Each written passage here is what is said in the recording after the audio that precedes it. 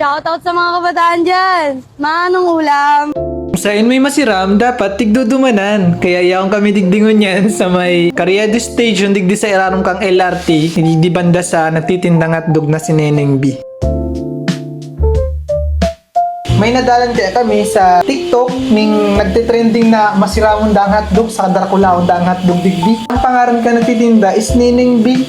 Aki-aki padaanin nagtitinda na ni pero mahiguson da ang magtinda. Yun da, sabi. Padigdi kami naku-curious baka kami tagaro baga da panong cheese daning mga hotdog na tinda ninda digdi. As in, may mga gulay-gulay da. Matry ang sa indang hotdog na Draculaon.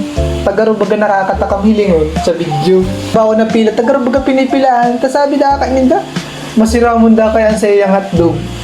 Tapos mura lang tayo naman mo, overload na. Sa halagang 50 pesos, may dakula ka ng Hungarian na hotdog digdiyo, as in may mga gulay, tapos overload pa sa mga cheese. Hilingon mo, 'di ba? Halagang 50 yan.